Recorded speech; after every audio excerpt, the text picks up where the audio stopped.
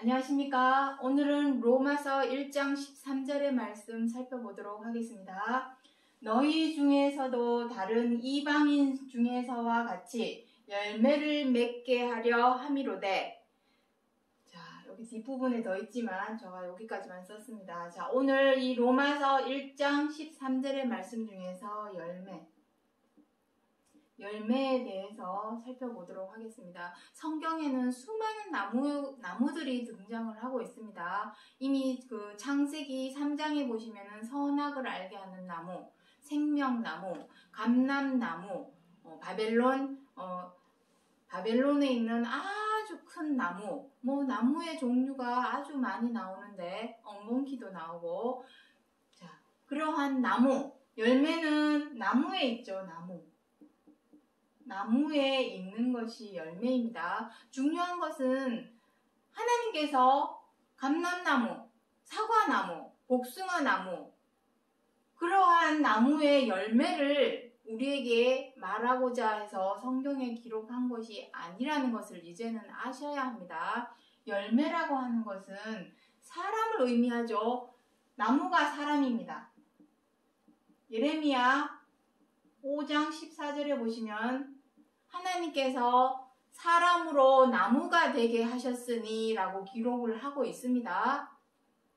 그렇다면 그 나무에 있는 열매는 당연히 사과나무 열매, 복숭아, 배, 이런 열매를 말하는 것이 아니죠. 세상 천지에 선악을 알게 하는 나무가 어디에 있습니까? 생명나무가 어디에 있습니까? 사람입니다.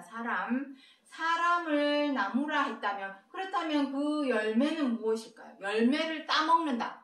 선악을 알게 하는 나무의 열매를 따먹음으로 눈이 밝아져서 하나님께서 생명을 알게 하는 나무의 실과도 따먹을까 하여 에덴 동산에서 쫓아내셨다. 그것이 창세기 3장에서 기록되어 있는 내용이죠. 그렇다면 나무가 사람이라면 열매는 무엇이고 열매를 따먹는다라는 것은 무엇일까요? 열매는 사상입니다. 사람마다 나름의 가치관, 이념, 사상, 이러한 것이 없는 사람이 없죠. 그래서 열매를 따먹는다 하는 의미는 이러한 가치관과 이념을 받아들인다라는 의미입니다. 따먹는다라는 의미는. 그래서 선악을 알게 하는 나무의 열매를 아담이 따먹었다라는 것은 그 열매가 가지고 있는 가치관이나 사상이나 이념을 따먹었다라는, 받아들였다라는 의미입니다. 그런데 만약에 그것이 좋은 것이라면, 우리가 생명으로 나아가는 좋은 이념이나 사상이었다면 왜 하나님께서 못 따먹게 했을까요? 선악을 안다. 선악을 아는 것은 좋은 것이죠. 왜냐하면 선악을 알아야 구별도 하고 구분도 하겠죠. 이것이 바로 양심입니다. 양심. 사람으로 선악을 구분할 줄 아는 마음씨, 구분할 줄 아는 그 마음씨가 바로 양심인데, 전도서 7장 29절에 무엇이라고 되어 있냐면 하나님께서 사람을 정직하게 지으셨죠. 여기서 정직하다는 것은 선한 양심입니다. 하나님께서 사람으로 선한 양심을 주어서 그 심령을 지으셨는데 꾀를 낸 것이니라 라고 기록을 하고 있습니다. 어떤 꾀? 악한 꾀죠. 악한 꾀를 낸 것이 바로 이게 악한 양심이 되겠습니다. 악한 양심. 그 악한 양심의 열매를 우리는 받아들여서는 안 되는데, 선과 악을 알았다면 취할 것은 선이요 버려야 할 것은 악인데 어떻게 했습니까? 악한 꾀를 냈다는 것입니다. 다시 말해서 악을 취한 것입니다. 그것이 바로 선악을 아는 열매를 따먹은 것이 되겠죠. 그러니 사람이 악으로 행하면서 생명까지도 연장이 되면 안 되니까 생명나무로 나아가는 길을 화영검으로 막아 놓으셨던 것이 창세기 3장의 내용 마지막에 나오게 됩니다. 자, 그것이 그러하네요. 그 열매. 그래서 열매는 사과나무 열매, 복숭아나무 열매, 이러한 포도나무 열매, 그러한 열매를 말하고자 함이 아니라 나무가 사람이기 때문에 사람에게 있어서의 열매는 가치관, 이념, 사상. 그것이 사람으로 선한 양심을 가지게 하는, 정직하게 만들어주는 열매라면 따먹어도 되죠. 열매가 가장 많은 곳이 어디입니까? 서점이죠, 서점. 그리고 지금 아주 핫하게 우리가 바로 코앞에서 접할 수 있는 열매들은 어디에 있습니까? 유튜브이죠. 유튜브 안에서 수많은 사람들이 자기 자신이 가지고 있는 가치관이나 이념과 사상을 담아서 유튜브를 하고 있습니다. 사람들이 영상을 찍고 그 영상들을 보내고 있습니다. 그 속에서 우리가 취해야 할 것은 선이요, 악한 부분은 우리가 버려야 하는데 필터가 없이, 거름종이가 없이, 여과가 없이 받아들이는 것이 문제라는 것입니다. 중요한 것은 성령 66권을 통해서 하나님께서 우리에게 주고자 하시는 것은 생명입니다. 생명으로 나아가는 길은 오직 선한 양심. 자, 베드로전서. 자, 요 선한 양심에 관해서는 베드로전서 3장 21절에 기록을 하고 있습니다. 우리가 선한 양심을 가져야만이 하나님을 찾아갈 수 있는 길에 설 수 있게 됩니다. 하나님을 왜 찾아갑니까?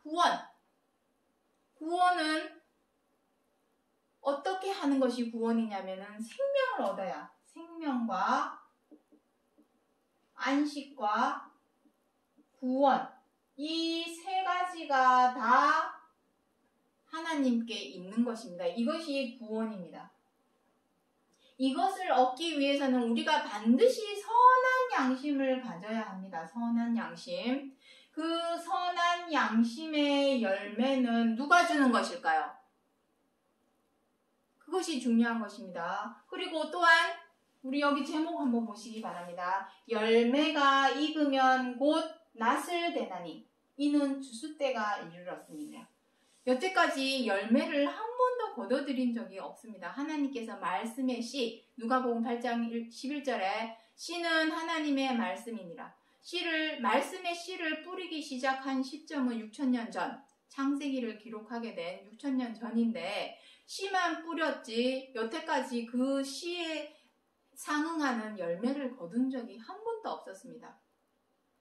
그 열매를 얻기 위해서 그리스도께서 두 번째 다시 오시는 것입니다. 그래서 자, 이 열매, 우리는 과연 지금 어떠한 열매를 맺어왔고 이제는 어떠한 열매를 맺어야 하는가? 그것에 대한 전반적인 내용에 대해서 살펴보도록 하겠습니다. 자, 마태복음 17장 17절의 말씀. 좋은 나무가 아름다운 열매를 맺고 못된 나무가 나쁜 열매를 맺나니. 자, 이게 무슨 의미입니까? 여기서 초반에 나무는 사람이라 했습니다. 그렇다면은 좋은 나무가 아름다운 열매를 맺는다. 이게 무슨 의미일까요? 누가복음 8장 15절에 보면은 누가복음 8장 11절부터 15절에 보면은 씨 맺는 씨가 땅에 떨어집니다. 씨가 말씀이니 그 말씀이 떨어지는 땅은 사람의 마음씨가 되겠죠. 하지만 씨가 어디에는 첫 번째는 돌밭에 떨어지고 그 다음에는 가시 엉겅퀴 같은 데 떨어지고 그 다음에 좋은 밭에 떨어지고 그렇게 내용이 나옵니다. 그러면은 좋은 땅은 무엇일까요? 좋은 땅. 좋은 땅에 좋은 나무가 나겠죠? 자, 이것은 다 비유입니다. 비유는 이러하니라 씨는 하나님의 말씀이요 라고 누가복음 8장 11절에 시작합니다. 자, 좋은 땅이어야만이 옥토라야 좋은 나무가 나오겠죠. 자, 그렇다면 좋은 땅은 무엇일까요? 좋은 땅. 좋은 땅이라고 하는 것은 여기 8장 15절에 나옵니다. 착하고 좋은 마음. 착하고 좋은 마음이 바로 좋은 땅입니다. 기본적으로 사람의 마음이 착하고 좋은 마음이 있어야 좋은 나무가 되어서 좋은 아름다운 열매를 맺게 되는 것입니다. 아름다운 열매. 이렇게 되는 것입니다. 여기 무엇이랍니까? 못된 나무가 나쁜 열매를 맺는답니다. 못된 나무는 무엇일까요? 그렇다면 자, 여기 밑에도 이제 좀 지우도록 하겠습니다. 자, 그렇다면 좋은 나무는 착하고 좋은 마음을 의미하는데 못된 나무는 무엇일까요? 못된 나무. 자, 못된 나무는 꼬이고 부정적이고 사나운 심성. 이게 바로 못된 나무입니다. 이러한 심성을 가졌으면 매사가 어떻게 되겠습니까? 꼬여가지고 매사가 꼬여서 좋게 보지를 못하겠죠. 그렇다면은 그 사람은 어떤 일만 하겠습니까? 나쁘고 못됐고. 자, 이거는 빨간색으로 하겠습니다. 못됐고 나쁘고 악한 행동을 하게 되겠죠. 악한 말과 행동을 하겠죠. 악한 말과 행동은 무엇입니까? 사람에게 함부로 하고 함부로 대하고 함부로 하고 갑질하는 것이 악한 말과 행동입니다. 내 위치 믿고 내 권력을 믿고 내 권위를 믿고 다른 사람을 아래로 보면서 지 뜻대로 안 되고 못마땅하다고 함부로 대하고 갑질하고 윽박질러대는 것은 그것은 못된 나무입니다. 못된 나무는 나쁜 열매를 맺나니 그 뒷구절에 17장 18절 그 뒷구절에 보면 이 못된 나무들은 모아서 어떻게 한답니까? 불로 살라버린다고 기록을 하고 있습니다. 우리가 뭐 흔히 불지옥 하는 얘기를 하지만 그것을 계시록 20장 2절 이하에 보시면 둘째 사망이라고 기록을 하고 있습니다. 그런 내용은 이제 나중에 또 말씀드리기로 하고, 하지만 성경 66권 하나님의 말씀을 우리에게 주신 이유는 못된 나무가 되지 않게 하기 위해서, 나쁜 열매를 맺지 않게 하기 위해서 성경 66권을 우리에게 주신 것입니다. 자, 그 내용이 바로 이 골로새서 1장 13절부터 14절에 기록이 되어 있습니다. 그가 우리를 흑암의 권세에서 건져내사 그의 사랑의 아들의 나라로 옮기셨으니 구속 곧 제사함을 얻었도다. 이것입니다. 그리스도께서 오신 이유가 바로 우리로 못된 나무가 되지 않게 하시려고, 나쁜 열매를 맺지 않게 하시려고 그리스도께서 2000년 전에 오셨습니다. 하지만 그 일을 그리스도께서 이루셨다면 두 번째 다시 오시겠다는 약속은 하지 않았겠죠. 그 일을 완전히 이루시기 위해서 로마서 9장 28절에 기록을 하고 있죠. 반드시 필하시고 끝내시리라. 그 작업을 하시기 위해서 그리스도께서 두 번째 다시 오시는 것입니다. 우리는 좋은 나무가 되어서 아름다운 열매를 맺어야 합니다. 그렇다면 아름다운 열매라고 하는 것은 과연 무엇일까요? 어떻게 하는 것이 아름다운 열매일까요? 일단 못된 나무는 이러한 것이니 꼬이고 부정적이고 사나운 심성으로 못됐고 나쁘고 악한 말과 행동을 하면서 상대방을 미워하고 원망하고 분노하고 비방하고 해방하고 함부로하고 갑질하고 사나워져서 다투는 이러한 죄와 악에서 벗어나는 것. 거기서 벗어나야만이 하나님의 뜻인, 어제도 했습니다. 지난 시간 영상에 보시면 나옵니다. 히브리서 7장 히브리서 10장 7절에 보시면은 그 후로 말씀하시기를 내가 아버지의 뜻을 행하러 왔나이다. 아버지의 뜻은 무엇입니까? 자, 공간이 부족하니까 여기 위를 다 지우도록 하겠습니다. 이사야 61장 1절부터 2절에 무엇이라 기록을 하고 있습니까? 하나님의 성령이, 자, 이사야부터 설명을 하겠습니다. 이사야 61장 1절부터 2절에, 이사야 61장 1절부터 2절 말씀도 여러 차례 설명을 했습니다. 하나님의 성령, 자, 그림으로 그리는 것이 이해가 빠르기 때문에 하나님이 성령이 내게 임하사, 내게 임하사, 요거 그리스도겠죠? 내게 임하사 기름을 부으셨으니, 기름 부음, 요것을 사도행전 10장에서는 성령을 기름 붓듯 하셨다 기록을 하고 있습니다. 성령입니다. 진짜 올리브유, 감람유 갖다 부은 것이 아니죠.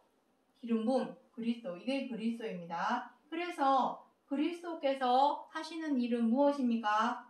이 기름 부음을 통하여 하는 일이 무엇이냐면은 갇힌 자,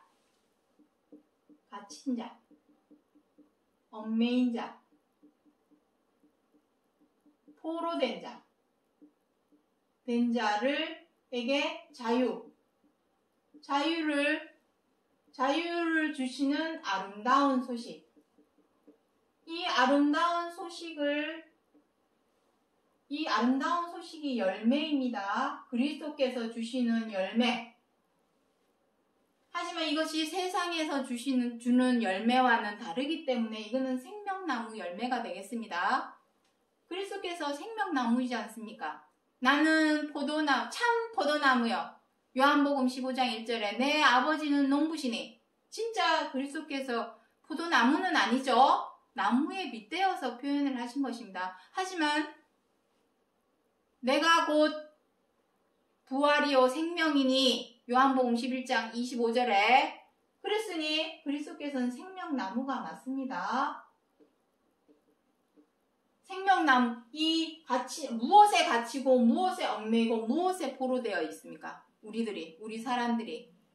성경 66권을 주신 이유는 요한일서 2장 1절에 내가 이것을 너희에게 쓰면 너희로 죄를 범하지 않게 하려 함이라. 죄 때문입니다. 죄와 악에 갇히고 얽매이고 포로된 우리들을 자유케 해주려고 기름 부음을 받고 오신 것입니다. 오셔서 아름다운 소식, 자유를 주는 아름다운 소식, 죄와 악에서 벗어야 나야만이 아버지의 뜻을 행하러 왔나이다. 아버지의 뜻은 무엇입니까? 아버지의 뜻은 계명. 로마서 13장에 수많은 계명이 있어도 내 이웃을 내 몸과 같이 사랑하라 하신 그 말씀 안에 다 들었느니라. 서로 사랑하라. 서로 사랑하라입니다. 원수도 사랑하라. 70번, 7번이라도 용서하라. 서로 사랑하라입니다. 이것이 바로 아름다운 소식의 열매입니다. 이 열매를 먹게 하시려고 그리스도께서 2000년 전에 말씀을 전하고 알리고 수없이 가르치고 회당에서 산에서 들에서 어디서나 사람들이 모여있는 곳이라면은 이 소식 하나 알려주려고, 이거 하나 알려주려고, 이 열매 하나 먹게 해주려고 했었지만 결국은 그 열매를 먹었습니까? 사람들이. 제자들도 예수님을 멀리하고 도망갔습니다. 의심을 하고. 베드로도 3번 다 굴기 전에 부인을 했죠. 3번이나 부인을 했습니다. 다 수제자였던 베드로조차도 예수님을 부인했었습니다. 그 당시에. 그러니까 그 당시에서는 열매를 얻지를 못했습니다. 그래서 그리스도께서 2번째 다시 오시겠다는 약속을 하게 되신 것입니다. 흑암의 권세. 흑암의 권세가 무엇입니까? 흑암의 권세. 바로 이 흑암의 권세가 이것입니다.